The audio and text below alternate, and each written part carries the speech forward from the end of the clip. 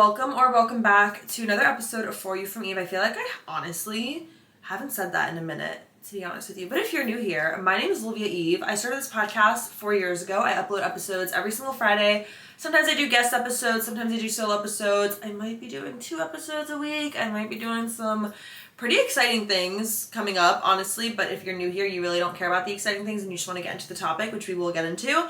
My podcast, I started it 4 years ago. We upload episodes every single Friday. I talk all about self-growth, self-love, confidence, becoming the best version of yourself, and we do a lot of girl talk, diving in the DMs type of stuff. I've honestly been trying to shift my content into the whole diving into your DMs, answering your juicy questions, and all that type of stuff. Sorry for the amount of times I've been playing with my hair. If you're watching the video version, hello, welcome to the video version. I started doing video and audio podcasts. This podcast did start as just audio, but I've been getting into videos more because it's just better to market and advertise my podcast when it is a video. Definitely need to work on this background. I am normally on my bed for my background, but my bedroom is disgusting right now, which isn't common. My bedroom's normally pretty clean, and for someone who has a self-growth and becoming the best version of yourself, my bedroom should be clean right now, but it's been a day. And when I say it's been a day, I mean it's been a month. It's been pretty hectic time recently. And like I was saying, I don't know if anyone else has been feeling like this recently, but everything has just felt extremely hectic, kind of. I don't know what it is, but I have just felt like there's no time to just pause and reflect. But to be honest, I think that's just what comes with it being the summertime. I feel like in the summer, there's just so many things going on, graduations, proms, birthdays, all that stuff. And for anyone who doesn't know, I actually have my engagement party this summer on June 20th, and I don't have a ring because in my culture, basically I explain this in every episode, so I don't really want to explain too much of it, but basically we put a cross necklace on before you actually get a ring. So this ceremony is for the cross necklace to go around my neck, and it's a huge party. It's an engagement party, but just in my culture it's a little bit different. I still do get a ring eventually down the line.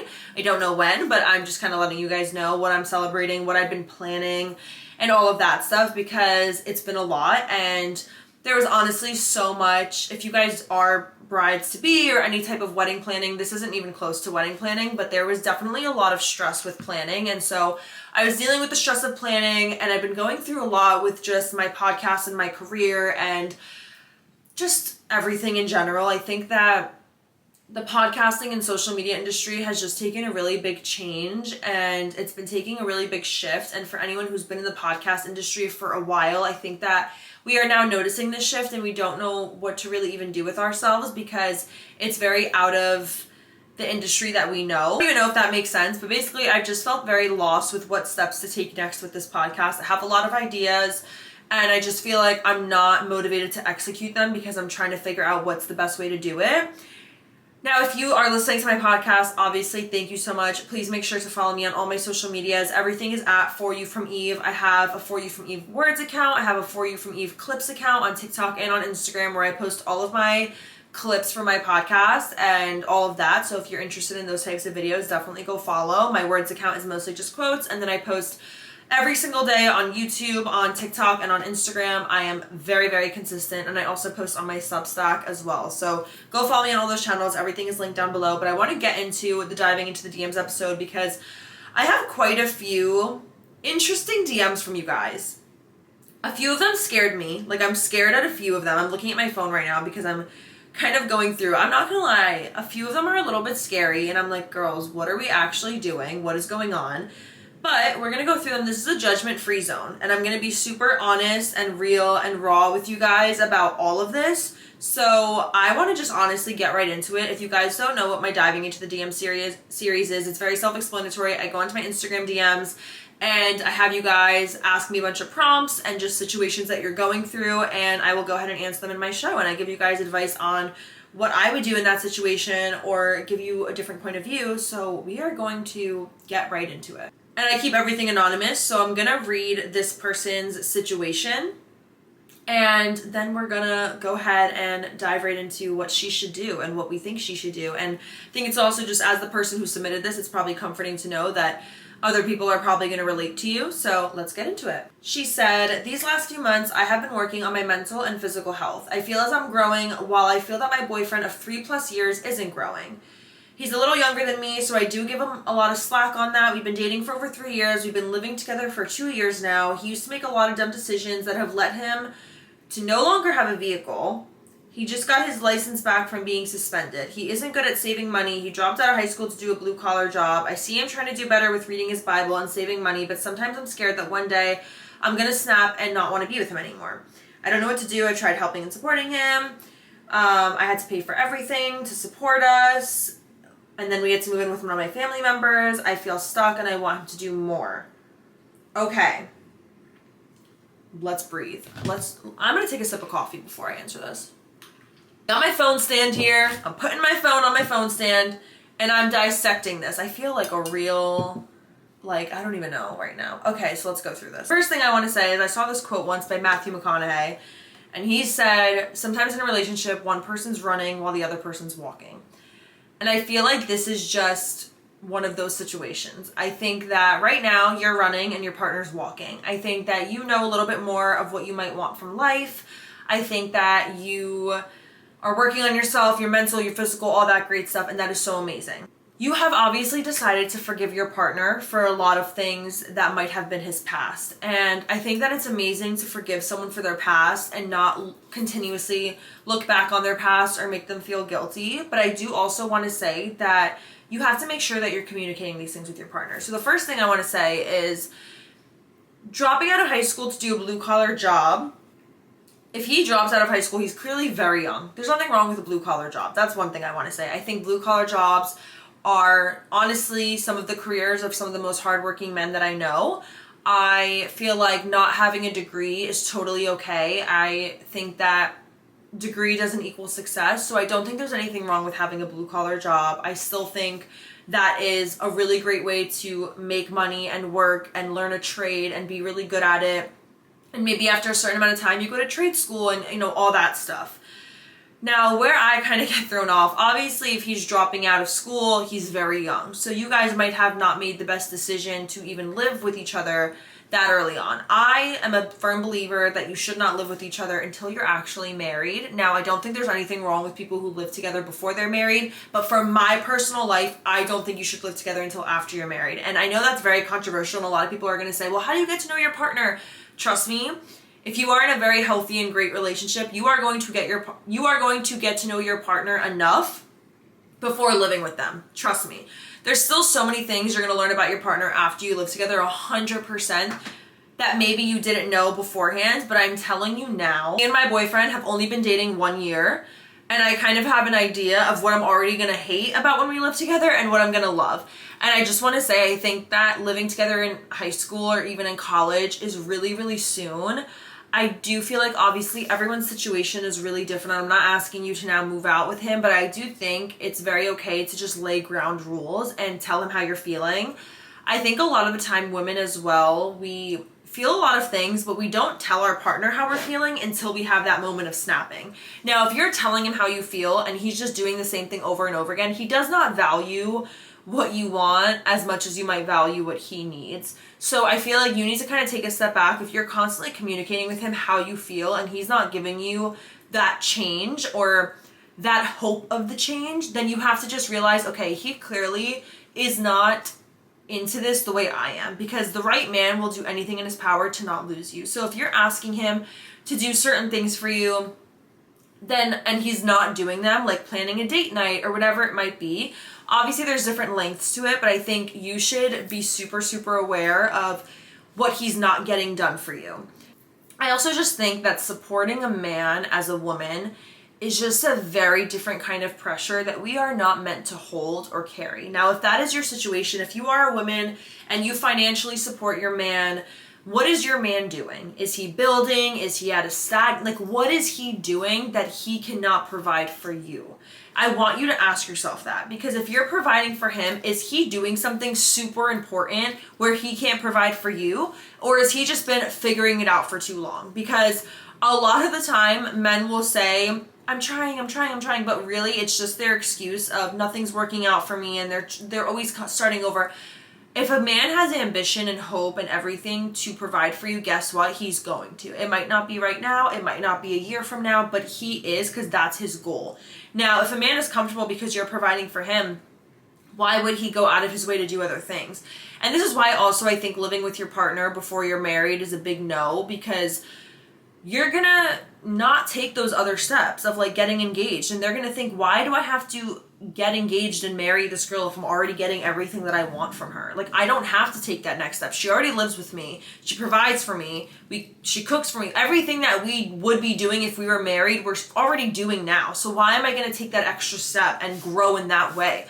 A lot of the time, men don't get into relationships because they know it's going to hold them accountable for a lot of things. Now, if you're a woman that's not demanding that accountability from him or that respect from him, he's going to continue to act in a way where he doesn't feel the need to impress you. He doesn't feel the need to hold on to you and keep you, because he knows no matter what, you're going to be there.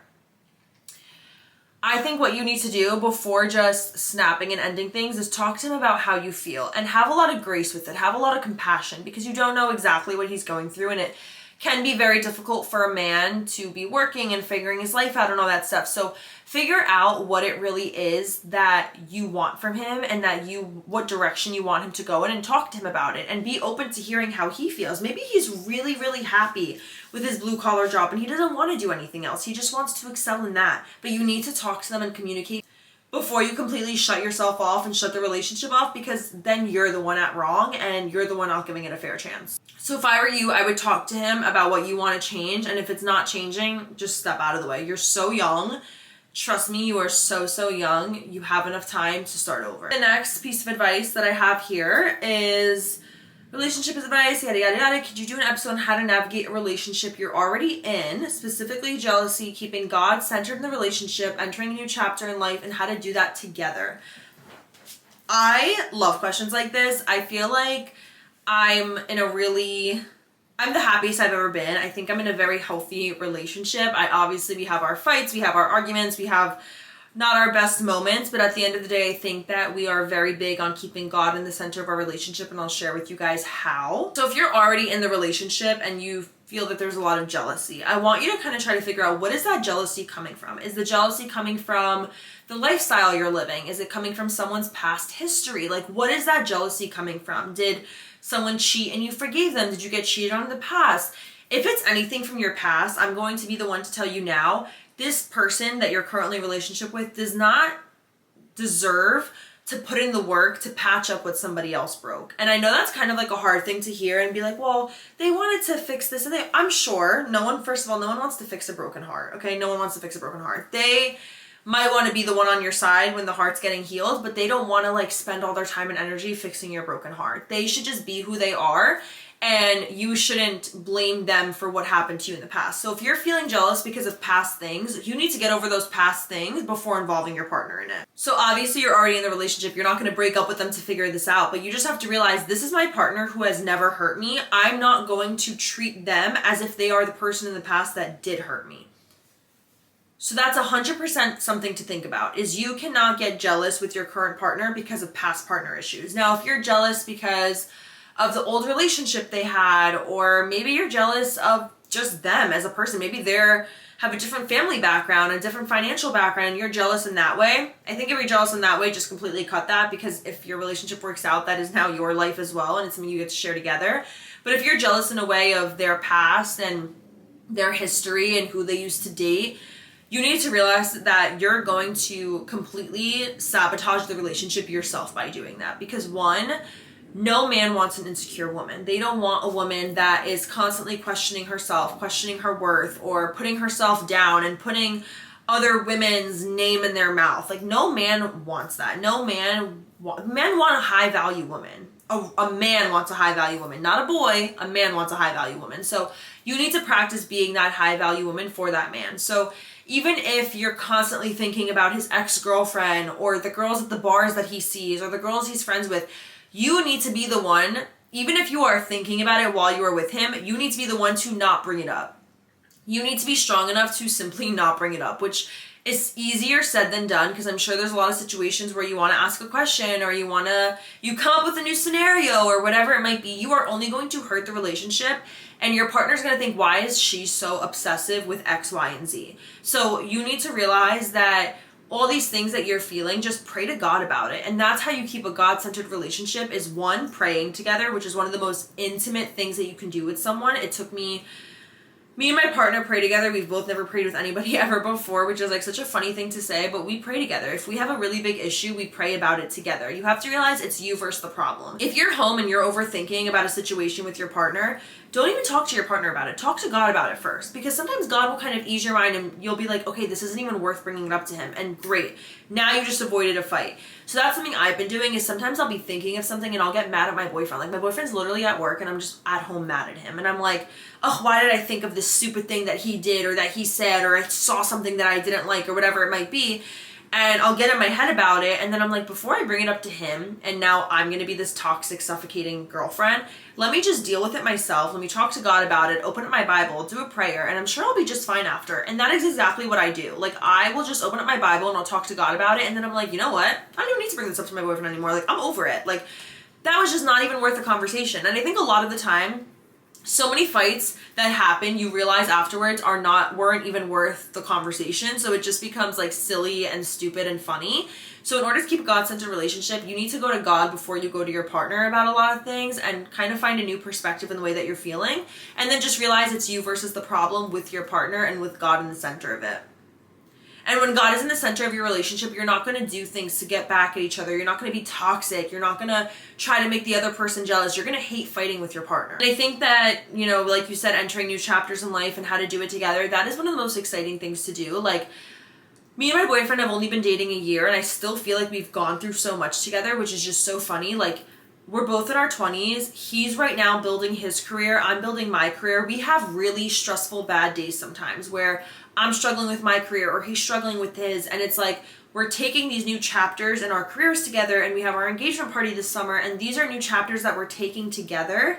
But it's like funny, because it's like we've only known each other a year and we're taking all these chapters, but it's exciting. Like, doing life with your partner is exciting. It's good to have your own thing going on and to have your independence, but at the end of the day, you should be excited to do things with your partner. And as long as you realize it's you guys versus these next steps, and it's just you guys are in each other's corners all the time, you are going to be just fine. The next question I got is, how do I get over somebody who randomly ghosted and blocked me? You just get over them. Honestly, why would you even want to be with somebody who acts that way? Like, I think, truthfully, when you develop such a good relationship with yourself, you settle for nothing. Like, you don't settle for shit. You don't deal with shit. Like, you demand respect from a room when you walk into it. And those things become funny. Like, right now, I'm 24. I'm going to be 25 in a month. I'm in a healthy relationship. I'm getting treated right. I love my life. And I'm sure 3 years ago, on this exact day, I was probably crying over the same situation that you're talking about. And now I can look back and laugh and say, I was tripping over somebody that acted like that. That is such a crazy way to act. You just need to protect your peace. Truthfully protect your peace. In order to get over somebody because of the way they treated you, just keep thinking about the way that they treated you. Why would you want to be with someone who can do that to you? And something else I want you to try, this is like a little practice that I heard about like recently, is I want you to write a letter to this person. No, you are not sending it to this person, okay? I want you to type it out in your notes app, write it out on paper, whatever's easier for you. Write a letter to this person as if they could read it and not respond. So I want you to write out everything you want this person to hear from your point of view, and they have to read it and they can't answer it. Now I want you to do that exercise. Obviously, you're not actually sending them this piece of paper. I just want you to do it for yourself. And I am telling you, this practice just helps so much, because you let out everything that you're feeling with this person, everything that you might not even know that they made you feel, and you know that they're never gonna know what it is, but at least you can tell them, like, hey, you made me feel X, Y, and Z. And you get to let all of that out instead of texting them or calling them, and you don't even have to hear them chirping back to you. So 100% recommend doing that exercise to get over somebody and just remind yourself of all the shitty things they made you feel. The last piece of advice from diving in the DMs I'm going to answer is, I'm going through a crazy breakup after being cheated on for the whole 4 years. Do you have any advice on staying no contact and moving on? Exactly what I just said. Why the hell would you want to be in contact with somebody who did that to you? Staying no contact, whether you got cheated on or not, after you break up, you should be no contact, no matter what. That is the only healthy way to go about it. That is the only way you will ever move on. If you break up and you are still in contact with your ex, I don't care if it's a Snapchat, I don't care if it's a text message, I don't care if it's a drunk call, I don't care what the hell it is, you should not be in contact with your ex. Absolutely not, especially a long-term ex. There should be no contact. And I know that this is very uncommon, and no matter what, after a few months, someone reaches out to someone, or after a year, or whatever it might be, you should be no contact with all of your exes. You will never move on if you are not. And let's say you're single for like 2-3 years and you're still in contact with your ex, because why not? You're both single. We might as well stay in contact and flirt and see each other. When you meet your future person that you actually want to be with and you have to cut off your ex, it's not going to be hard to cut off your ex anymore because now you're excited about this new person. But you're going to get yourself in a lot of kind of shitty situations. The new person that you might be now obsessed with is going to look down on you because of it. They're going to think, is this something I have to worry about? And it's just going to raise so many issues. So let an ex be an ex, okay? Let an ex be an ex. When an ex is an ex, you can move on. There's a reason you're not with them anymore. And you should just not want to be in contact with someone that did that to you. Cheating is unforgivable. It's disgusting. It's a horrible act. It is completely unforgivable. And I'm looking at your profile picture. Girl, please. Like, please. I'm literally looking at your picture right now and I cannot believe, and I know cheating is never about what the girl looks like, and it's like, I know that, clearly. But you should not be worried about moving on. You just need to worry about cutting out your ex, working on you, and I promise you, you will be just fine. That is all the DMs I'm going to answer in today's episode. I really appreciate all of you for listening. Like always, please make sure you give my show a good rating, a good review, share it with all your friends, follow, download, listen to my ads all the way through, and then of course, always make sure you follow me on my social media. Everything is at For You From Eve. I post every single day on TikTok, Instagram, all my podcast clips, all that good stuff. Everything is linked in my link tree below. I'm so grateful for each and every one of you who support my show, and I hope you guys enjoyed this episode, and I will talk to you guys next week. Mwah.